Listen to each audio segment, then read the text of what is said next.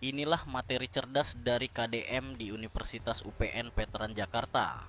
Artinya gini deh, mau laki-laki, mau perempuan, semuanya tergantung pada dirinya masing-masing.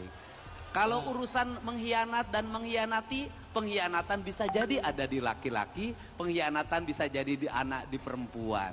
Kenapa? Karena bagi dalam pemahaman saya, laki-laki dan perempuan itu tidak pernah ada.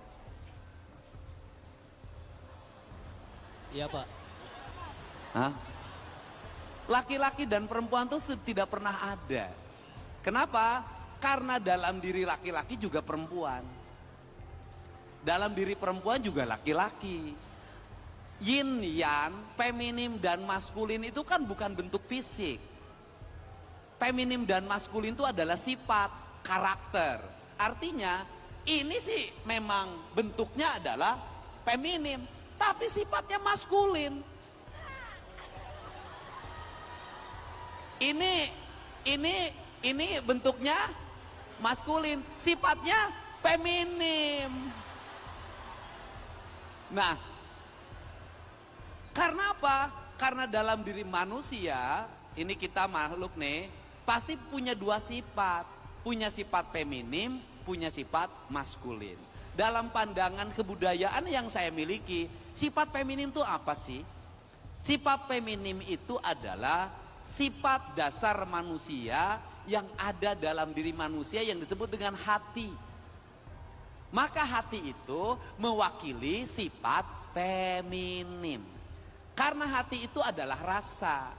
Karena rasa dia mengabaikan pikiran. Karena mengabaikan pikiran, dia cenderung suci. Dia cenderung murni. Makanya ibu itu kenapa doanya lebih dekat pada Tuhan? Karena ibu itu dalam dirinya lebih terdominasi oleh sifat feminim. Dia tidak mengandalkan pikiran, tapi mengandalkan hati. Pertanyaannya adalah, apakah sesuatu yang mengandalkan hati akan melahirkan kemajuan? Apakah sesuatu yang mengandalkan hati itu akan melahirkan sebuah sistem yang kuat?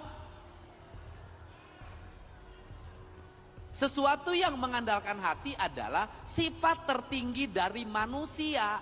Karena apa? Karena dia melahirkan intuisi. Karena dia intuisi, maka dia punya kepekaan. Karena dia punya kepekaan, maka dia talent yang disebut dengan indera keenam dalam manusia.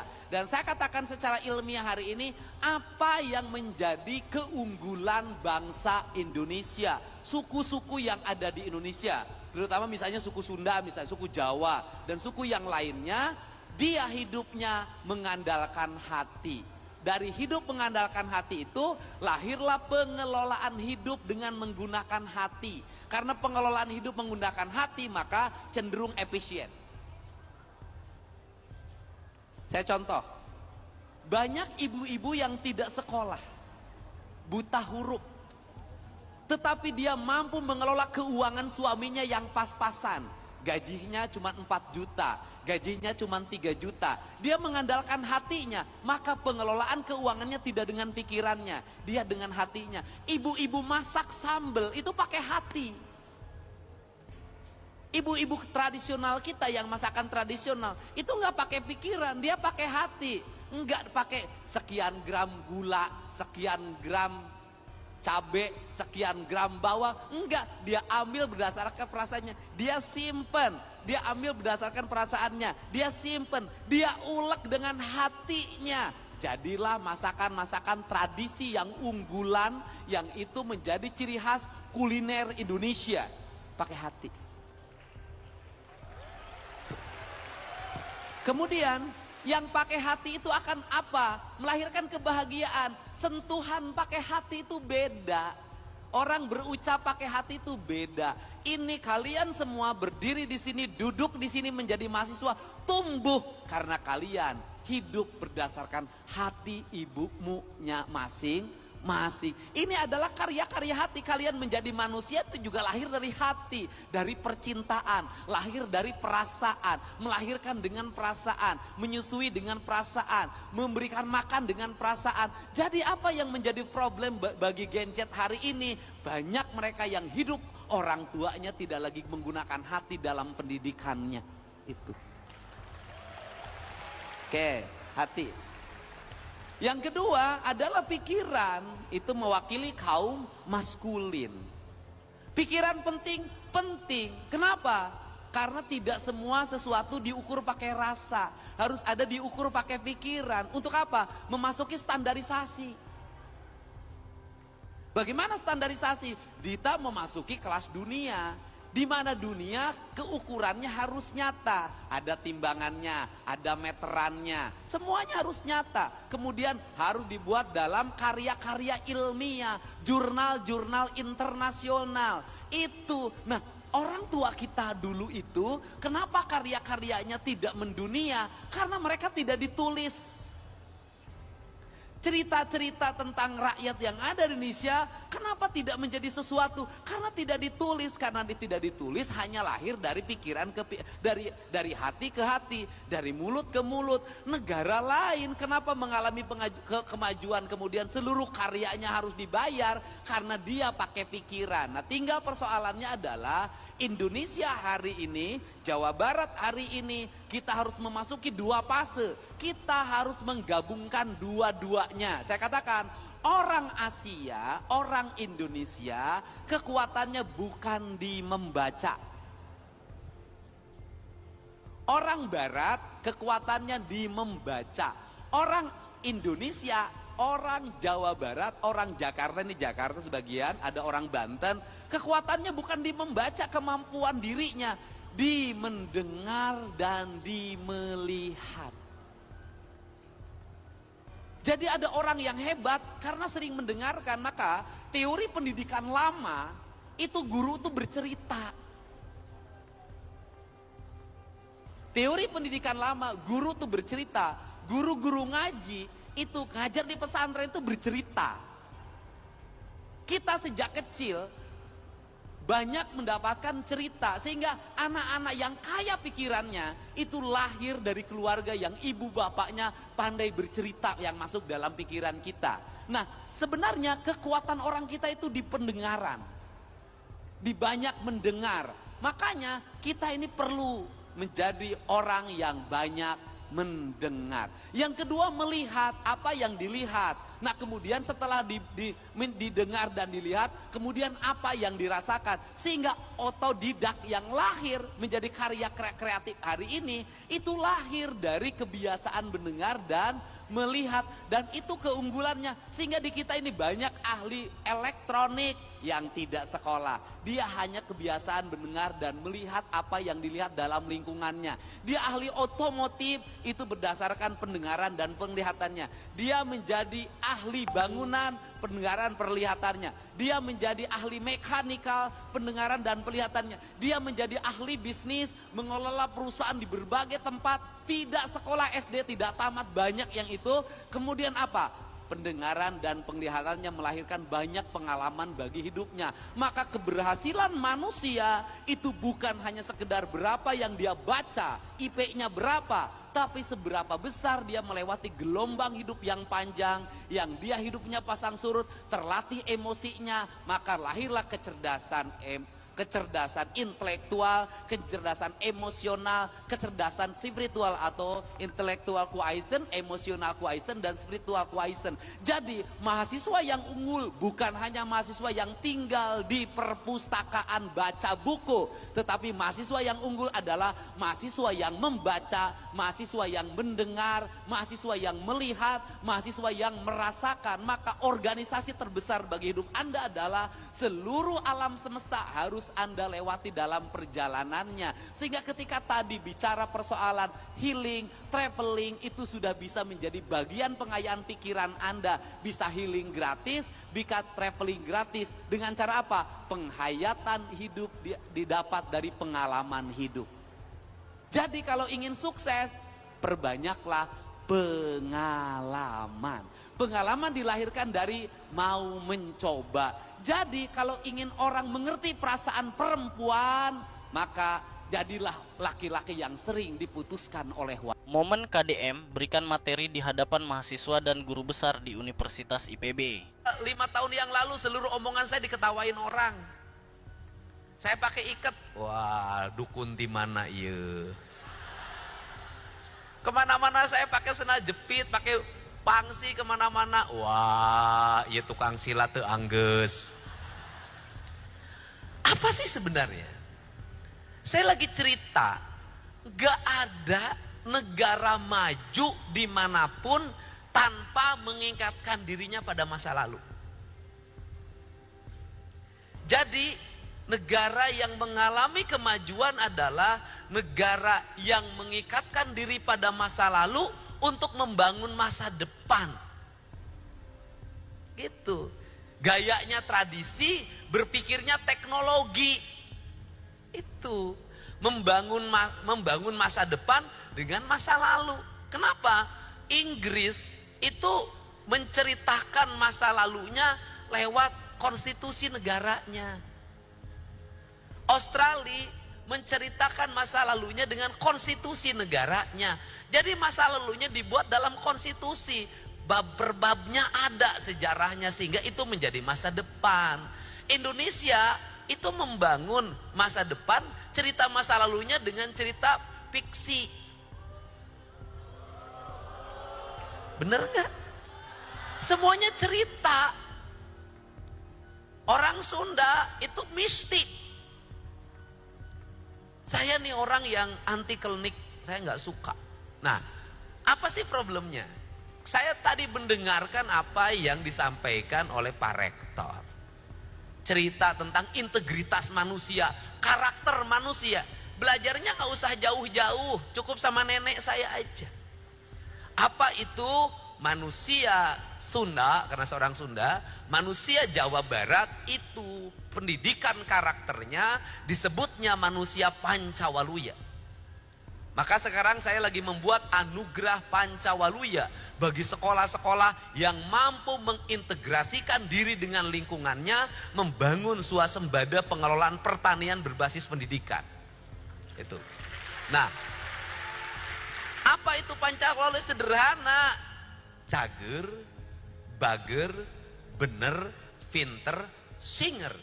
Secara pendidikan inilah sistem pendidikan yang intelektual quotient, emosional quotient, spiritual quotient. Ini sistem loh. Pertanyaannya adalah kenapa gagasan berpikir original, filosofi khas leluhur kita kok nggak dipakai jadi landasan berpikir filosofis? Kenapa? Karena hampir semua tesis, hampir semua disertasi, hampir semua skripsi tidak pernah ada yang mau menggali tentang kearifan dan keunggulan leluhur sebagai bangsanya. Itu. Padahal sebelum orang lain menemukan gedung 27 lantai, sistem bangunan yang anti gempa, kita sudah lebih dulu memiliki Borobudur, Prambanan, sistem rumah gadang, sistem rumah panggung adat Sunda. Jauh. Apa sih yang membuat kita ini tidak mau bergerak, memahami seluruh nilai-nilai adiluhung leluhur kita? Karena kita kehilangan diri kita sendiri. Apa itu cager? Cager itu sehat. Sehat apa kata orang Sunda? Sehat lahir, sehat batin.